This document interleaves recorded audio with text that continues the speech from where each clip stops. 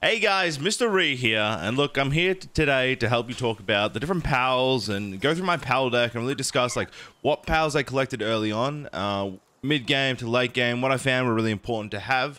I've pretty much collected every pal. I'm on my last maybe a couple of days, and I've completed really much all the pals. I'm on my legendary. I'm hit that 50 mark, so we're trying to catch the last few legendary pals, and then trying to catch the secret pals and rare pals. So we've done a lot of work to get here. And I know in my chat, and I know in a lot of my shorts, people are asking me, what pals are the best and what to get, and I wanted to go through that. So I thought we'd like start. We'll start in different sections. I think the first one is your starter pals.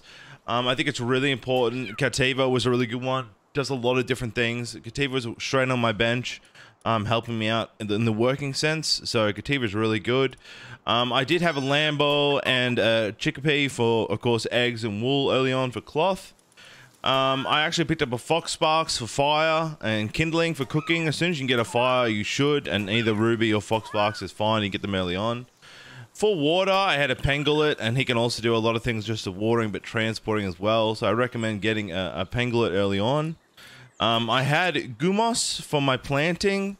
If you pick up a Lift Monk, I think they're both okay as long as you're planting and gathering.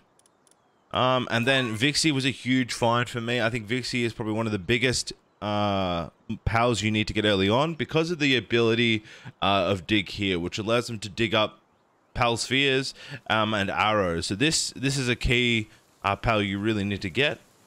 I guess from that, early on, I had a Rushall for riding a mount for getting around.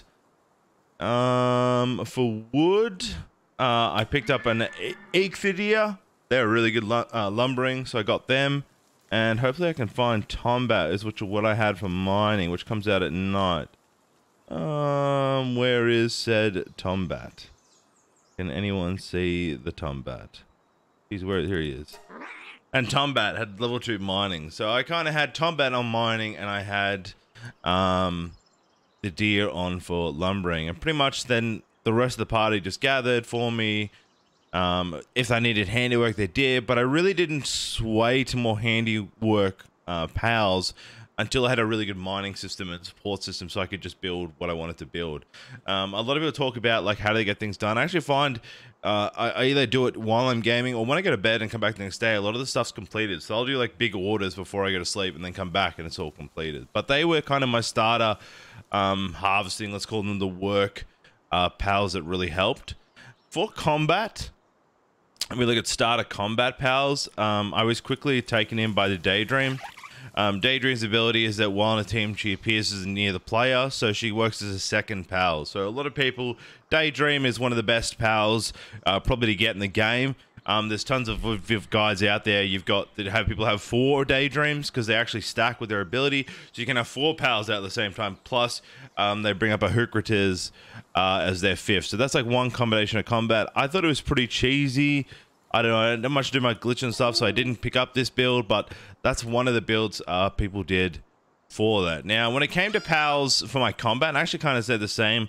I actually had a Lambo to the end of time, and that is because you'll see here, my Lambo here has buffs. So I kind of situated, for me, what pals I kept for my combats, what they actually gave to my team. So this Lambo gave me 10% of player attack and 10% player defense, and it had 2 other buffs. So I just used Lamb for those party stats, and I kind of tried to stick with that mentality until you get to kind of late game. So early on, I think I had, let me have a look here. I liked Direwell. I liked how he looked, but I really needed for combat. But Godfin was one of the early ones I grabbed because he increases your player's attack power. And he's actually really easy to farm more Godfins. It's like a spawn spot on the map where just infinite Godfins are. So I was easier to just level him up and scale him up real quick. And he gave me that 10% buff. So I had a Godfin in my party. I did enjoy the Mosanders because you could build the rocket launchers with them. And then from that, you could just like decimate a lot of the party. So he was interesting to have in the mid game. Of course, as soon as I could, I got a Nightwing for flying. That was the first mount. I used that all the way to 40, 50. I didn't really invest in any other saddles because I knew I'd be getting the next saddle and the fastest at the top end. So I really used Nightwing to get around. I mean, you could use ground mounts to move. There's only certain areas you have to use the flying. So I had a Nightwing in my party.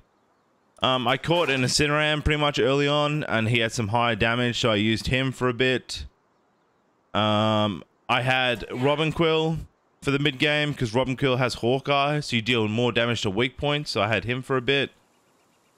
I think that's kind of it for my party. I just caught more than I actually used to battle. I think I picked up Wixen. That's the other one.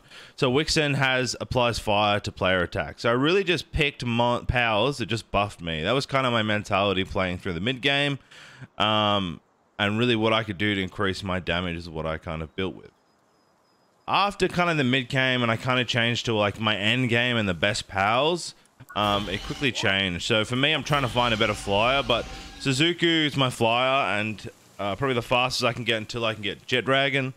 Anubis, Blazemart, when you start to get the end game, you just get, these guys have insane damage dealing abilities. They have already 20% increased damage to themselves. You can see Blazemart here has got the same fire damage. So I started to picking up these more legendary mons, and you can get them in the end game. So kind of started to skew my decision on what I was going to pick for my late game pals, but I still keep Daydream in my parties. I think that's a cool little mechanic, so I can at least have two, because I don't think that having that is a really good plan. For mining and lumbering, as quick as you can get D-Mud or Digtoise, you should be looking, I think, around level 30. You head to the desert area to get these bad boys, because they have mining level 3 to start getting my ore and coal. So really for me, I had Tombat for a very long time, and now I just have Digtoises for the mining.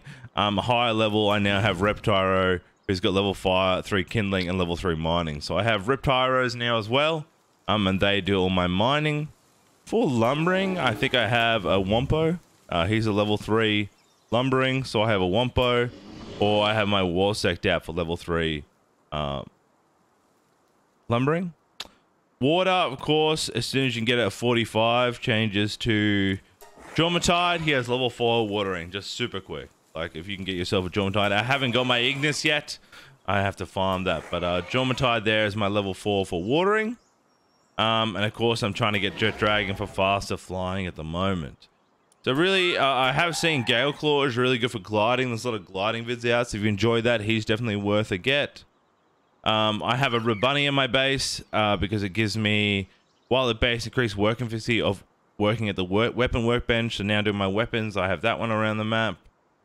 Capriti was an interesting mid-game pal because she gives berries while working on the ranch. So if you've got a couple of ranches and generating, I recommend getting a couple of Capritis in your mid-game so you get the benefits from her berries.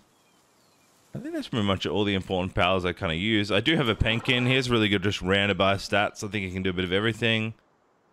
Now that I have, like, when you get to the late game, you're kind of looking at a lot of workbench stuff. I moved into my handiwork mobs. So Lunaris is one of my handiwork mobs, and I think where is my Verdash, level 3 handiwork.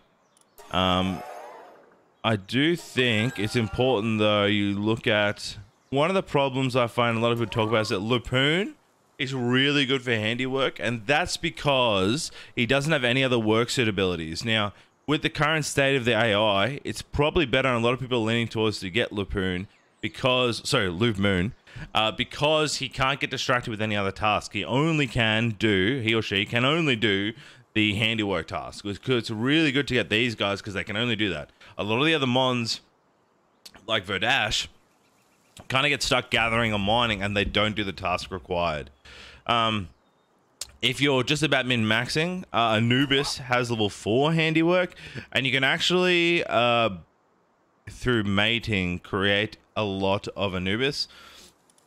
I think it's a Chilton and a Penking can actually make him through breeding, but don't quote me on that. You can look up some breeding guides. So a lot of people now are just breeding Anubis for their handiwork, and he has level 4. So that'd be probably something I'm working on now. I spend a lot of time now just catching every pal and not really min-maxing my base, but this would be the next thing. Through breeding, I would min-max. I guess finally through that, a lot of wool. Milk, I mean, you kind of like, as soon as you can make salad with tomatoes and cabbage, you really don't have to worry about food. But I had mozzarella around for a bit to collect milk. If you need cake for breeding, your Lovelander is really good for that. They generate cake. But yeah, I guess that's really my decision of what I transferred. I know Daisy can come also do the same mechanic that Daydream can do. She can sit out and zap things. But really, that was really my decision making. A lot of mons I just collected and liked having. But kind of for my base, that was kind of my decision to transition to what I played and what I had. I was really looking for just min-maxing. I mean, make sure I have like the best of whatever stat I could and spread it across. Electricity is not really used much. But you end up finding the Relaxosaurus Lux pretty early on, and he generates 3 electricity. So easy bought him. He needed my electricity for my house. So yeah, kind of hopefully that helps you just work out like what pals to get and what you're looking for. There's a lot of key pals there that I use, but generally I'm just looking for the best I can have in my base for work stability. And there are a few niche things that I've picked along the way. So yeah. I hope this helps when you're looking through what pals you want to get or use your base. I'm Mr. Ree, and I'll keep making videos for you guys, so thanks for watching.